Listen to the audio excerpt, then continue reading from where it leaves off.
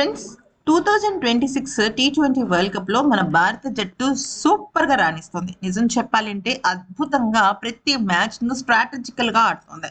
కానీ ఏదైనా ఒక వెలితి ఉంది, ఏదైనా ఒక హెడేక్ ఉంది అంటే అది అభిషేక్ శర్మ ఫామే. ఎందుకనంటే ఓపెనర్స్ విషయంలో ఇషాన్ కిషన్ బానే ఆడుతున్నాడు. కానీ అవతల అభిషేక్ కానీ, యువతల సంజు కానీ ఆశించినంత మేర రాణించలేకపోతున్నారు. T20 ఫార్మాట్ అంటేనే అద్భుతమైన విషయం ఏదైనా ఉందంటే అది ఓపెనర్‌గా అద్భుతమైన ఇన్నింగ్స్ చేయటమే. అయితే దీనిపైన కొంతమంది ప్రపంచ దిగ్గజాలు ముఖ్యంగా అభిషేక్ శర్మ ఫార్మ్ గురించి, భారత్ తీసుకోవాల్సిన నిర్ణయాల గురించి చాలా క్లియర్‌గా చెప్పారు. ఈ సూపర్ 8లో మొదటి మ్యాచ్‌కి ముందు అదేంటో చూద్దాం. మొదటగా సచిన్ టెండూల్కర్ వ్యాఖ్యానిస్తూ ఏమన్నాడంటే, అభిషేక్ శర్మ లాంటి అద్భుతమైన ఆటగాడు నిజంగా భారత్ జట్టుకు ఎంతో అవసరం. కానీ తన విషయంలో ఏదో భయం, ఏదో ఆందోళన వెంటాడుతోంది. ఆ భయానికి, ఆందోళనకి తను ఔట్ అవుతున్నాడు. నిజం చెప్పాలి అంటే కొన్ని కొన్ని సందర్భాలలో పెద్ద పెద్ద స్టార్ ఆటగాళ్ళకి సైతం ఫస్ట్ బంతిని లేదా ఫస్ట్ 3, 4 ఓవర్‌లని ఎదుర్కోవడం చాలా ఛాలెంజింగ్‌గా ఉంటుంది. నన్నడిగితే తను ఎక్కువగా స్ట్రైక్ రేట్ తీసుకోకుండా అంటే మొదట స్ట్రైక్ తను తీసుకోకుండా తను కొద్దిగా మైదానంలో కామ్‌గా అవ్వాలి. తను అక్కడ ఉన్న పిచ్‌కి వాతావరణానికి అలవాటు పడాలి. కావచ్చు తను ఎన్నో రకాల సెంచరీలు చేసి ఉండుండొచ్చు. కానీ ఆటగాడికి ప్రతి మూవ్‌మెంట్ ఒక కొత్త స్టార్ట్‌లనే అనిపిస్తుంది. ఆ విషయం పైన అభిషేక్ ఫోకస్ చేయాలి.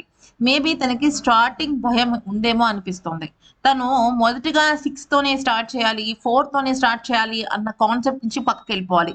నేను టెస్ట్ క్రికెట్ ఆడుతున్నాను అనే ఒక ధోరణిలోకి రావాలి. తర్వాత ఆ ప్రెషర్, ఆ ఒక పరిస్థితులు తనని మంచిగా షాట్స్ ఆడేలాగా చేస్తాయి. ఇది ప్రతి ఒక్క ఆటగాడికి తెలిసిన విషయమే. కానీ మరొక్కసారి చెప్పటం అనేది ఖచ్చితంగా తెలుస్తుంది అంటూ పేర్కొన్నాడు. ఇక ఏబీ డివిలియర్స్ వ్యాఖ్యానిస్తూ ఏమన్నాడంటే, సాధారణంగా ఏదైనా ఆటగాడు బాగా రాణిస్తున్నప్పుడు ఒకానొక దశలో ఆ ఆటగాడి ఒక ఆట తగ్గిపోతుంది. అది ఫామ్‌లేమి కావచ్చు, ఎక్స్‌పెక్టేషన్స్ రీచ్ అవ్వకపోవటం కావచ్చు. కానీ అభిషేక్ విషయంలో అది కొంచెం ముందుగానే వచ్చింది. ఎందుకనంటే తను ఆడుతున్న ఫస్ట్ ఇంటర్నేషనల్ టోర్నమెంట్‌లోనే తను ఇలా తడపడ్డం ఒక రకంగా తనకి కొంచెం బ్యాక్ డ్రాప్ అని చెప్పొచ్చు. అంటే తనకి ఒక రకంగా చెప్పాలంటే ఖచ్చితంగా ఇది పర్ఫెక్ట్ కాదేమో అనిపిచ్చింది. కానీ తను ఎక్కడో తన ఒక ఆహ్, బలహీనతని వెనక్కి తోసేస్తున్నాడేమో అనిపించింది. తన బలహీనత ఏంటో తను తెలుసుకోవడమే నిజమైన బలం అనేది నా అభిప్రాయం. ఎందుకంటే అభిషేక్ ఇప్పుడు తన కెరియర్ స్టార్టింగ్ పొజిషన్‌లో ఉన్నాడు. ఇటువంటి ఫామ్‌లేమి అనేది కంటిన్యూయస్‌గా రావటం అనేది తనకి మంచిది కాదు, జట్టుకి మంచిది కాదు, తన భవిష్యత్తుకి మంచిది కాదు. ఒకవేళ గనక తను ఏదైనా బలహీనతను గుర్తిస్తే ఆ నెక్స్ట్ మ్యాచ్‌కి తను వెళ్ళకపోవటమే నయం. కానీ భారత జట్టు ఫామ్ లేకపోయినప్పటికీ కూడా ఆటగాళ్ళని సపోర్ట్ చేసే విధానం చాలా బావుంది. ఇది ఆటగాళ్ళకి ప్లస్ పాయింట్ అని చెప్పొచ్చు. సో, ఈ విషయంలో అభిషేక్ శర్మ భయపడాల్సింది ఏమీ లేదు. తను మంచిగా రాణిస్తూ తన ఒక పాయింట్‌ని క్యాచ్ చేయాలి. తను ఓపెనర్‌గా కాకుండా మేబీ వేరే స్థానంలో వస్తే బావుంటుందనేది నా అభిప్రాయం అంటూ పేర్కొన్నాడు. ఇక రిక్కీ పాయింటింగ్ వ్యాఖ్యానిస్తూ ఏమన్నాడంటే, అభిషేక్ శర్మకి కొద్దిగా షాట్ సెలక్షన్ విషయంలో తడబడుతున్నాడు.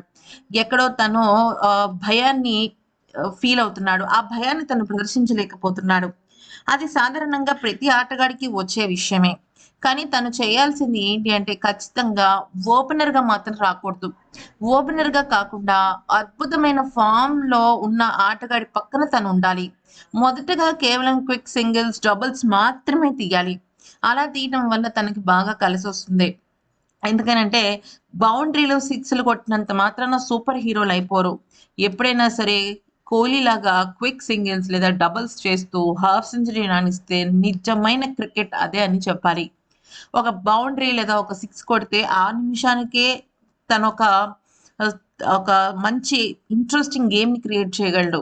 కానీ ప్రతి బంతికి సింగిల్, ప్రతి బంతికి డబుల్ తీస్తే నిజమైన ఆటగాడు బయటకొస్తాడు. ఆ విషయం పైన తను ఫోకస్ చేయాలి. ఏదేమైనప్పటికీ అభిషేక్ శర్మ ఆట చాలా బావుంటుంది. తను కొద్దిగా ఒక ట్రాన్స్ నుంచి బయటికి రావాలి అంటూ రిక్కీ పాయింటింగ్ పేర్కొన్నాడు. అయితే చాలామంది అభిషేక్ శర్మని, అలాగే శివం దుబేని, ఇషాన్ కిషన్‌ని కంపేర్ చేస్తూ తన ఒక మానసికంగా విమర్శలు ఎదుర్కొనేటట్టు చేస్తున్నారనమాట. ఏంటంటే టీమిండియా ఆల్ రౌండర్ శివం దుబే తన బ్యాటింగ్ శైలి, ఆలోచన విధానం పైన పలు కీలకమైన వ్యాఖ్యలు చేశాడు. సిక్స్‌లు కొట్టడం తనకి ఇష్టమైనప్పటికీ వాటిని గుడ్డిగా బ్యాటింగ్ చేసే అవకాశం లేదంటూ చెప్పుకొచ్చాడు.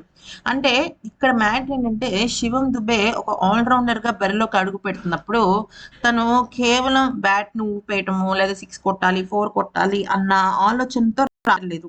తను ఎలాగైనా సరే జట్టుకి ఉపయోగపడాలి అన్న విషయంతోనే తను మైదానంలోకి అడుగుపెడుతున్నాడు. మొదటి మ్యాచ్‌లో కొంచెం పరుగులు చేయడానికి ఇబ్బంది పడ్డ శివం దుబే వికెట్‌ని మాత్రం కోల్పోవట్లేదు. సో, ఈ విషయాన్ని అంటే తనలో ఉన్న ఈ క్వాలిటీని అభిషేక్ శర్మ కూడా గ్రహించాలి అంటున్నారు నెటిజన్స్. ఎందుకనంటే అక్కడ భారీగా పరుగులు చేయటం అనేది కాదు ఇంపార్టెంట్. తను క్రీజ్‌లో నిలదొక్కుకోవడం ఇంపార్టెంట్. ఎందుకనంటే ఎంత గొప్ప బౌలర్ అయినా ఎంత కఠినంగా బౌలింగ్ చేసినప్పటికీ కూడా లూజ్ బాల్స్ అనేవి పడుతూ ఉంటాయి. అటువంటి సమయంలో ఆటగాడు దాన్ని అడ్వాంటేజ్‌గా తీసుకోవాలి. అడ్వాంటేజ్‌గా తీసుకోవాలి అంటే తను మైదానంలో ఉండాలి. అనవసరపు షాట్స్ కోసం ప్రయత్నించి వికెట్ కోల్పోతే మాత్రం చేసేది ఏమీ ఉండదు. ఇదే విషయాన్ని ప్రతి ఒక్కళ్ళు చెప్తూనే ఉన్నారు. అయితే AB de Villiers, Ricky Poynting, Sachin Tendulkar మాత్రమే కాదు, ప్రతి ఒక్కరు కూడా అంటే భారత్ గెలవాలి అని మనస్ఫూర్తిగా ఆకాంక్షించిన ప్రతి ఒక్కరు అభిషేక్ శర్మ ఫామ్ గురించే మాట్లాడుతున్నారు. అయితే ఇక్కడ ఇంతమంది మాట్లాడుతున్నారు కానీ సూర్య అలాగే గౌతమ్ గంభీర్ అభిషేక్ గురించి కేర్ తీసుకోవటం లేదా అని గనక అంటున్నట్టయితే దీనిపైన యువరాజ్ కూడా స్పందించాడు. ఏమన్నాడంటే తనకి హెల్త్ ఇష్యూ అయితే ఖచ్చితంగా ఉంది. తను చాలా వేగంగా బరువు తగ్గిపోతున్నాడు. బరువు తగ్గుతున్నాడు అంటే దాని అర్థం తను చాలా నీరసపడ్డాడు అని తెలుస్తుంది. కానీ తనకున్న ఖచ్చితమైన పట్టుదల తనని ఆహ్, ఆడాలి, గెలవాలి, పరుగులు రాబట్టాలి అన్న ఒక స్ట్రాంగ్ పాత్‌లోకి తీసుకువెళ్తోంది. అది గుర్తించకుండా కొంతమంది విమర్శిస్తున్నారు. విమర్శించడం అనేది ప్రతి ఒక్కళ్ళు ప్రతి ఒక్కరిని చేస్తూనే ఉంటారు. కానీ దానివల్ల కాన్ఫిడెన్స్‌ని లూజ్ అవ్వకూడదు. ఎప్పుడు ఖచ్చితంగా ఉండాలి అంటూ ఇక యువరాజ్ సింగ్ చెప్పుకొచ్చాడు. ఫ్రెండ్స్ ఇక్కడ గమనించాల్సిందేంటంటే అభిషేక్ శర్మ ఫార్మ్ ఒక్కటే కాదు. ప్రతి ఆటలో కూడా భారత్‌కి సంబంధించి చిన్న చిన్న లోపాలు కనబడుతున్నాయి. ఆ లోపాల్ని వాళ్ళు సరిదిద్దుకోవాలి. ఆ లోపాల్ని వాళ్ళు అధిగమించాలి. ఎందుకనంటే ఇప్పుడు రాబోయేది గనుక చూసినట్టయితే నిన్న కాక మొన్న మ్యాచ్‌లో శ్రీలంకని జింబాబ్వే జట్టు ఓటమి పాల్చేసింది. అంటే జింబాబ్వే జట్టు చాలా స్ట్రాంగ్‌గా ఉంది. అక్కడ తక్కువ అంచనా వేయకూడదు. ఫస్ట్ 22 తారీఖున మన భారత జట్టు సౌత్ ఆఫ్రికాని ఎదుర్కొంటుంది. తర్వాత 26 జింబాబ్వేని, అలాగే మార్చి 1 తారీఖు వెస్ట్ ఇండీస్‌ని ఎదుర్కొంటుంది. దాంతో ఈ 3 మ్యాచ్‌లు జరిగిన తర్వాత సూపర్ 8లో మన భారత జట్టు టాప్ పొజిషన్‌లో ఉండాలి. సో, టాప్ పొజిషన్‌లో ఉంటే సెమీఫైనల్స్‌కి వెళ్తుంది. సెమీఫైనల్స్‌లో 2 మ్యాచ్‌లు జరుగుతాయి. అంటే సూపర్ 8కి ముందు లీగ్ మ్యాచెస్‌లో 4 మ్యాచ్‌లు, సూపర్ 8లో 3 మ్యాచ్‌లు, సెమీఫైనల్స్‌లో 2 మ్యాచ్‌లు, ఫైనల్ ఒక మ్యాచ్. ఇలా ఉంటుందన్నమాట పద్ధతి. ఏదైనా సరే కొంచెం ప్రపంచ టీ20 వరల్డ్ కప్ కానీ, మామూలు వన్ డే వరల్డ్ కప్ కానీ ఇలాగే ఉంటుంది. ఏషియా కప్ అంటే మారిపోతుందిలెండి. ఎందుకంటే జట్లు కేవలం ఏషియాకి సంబంధించే ఉంటుంది కాబట్టి.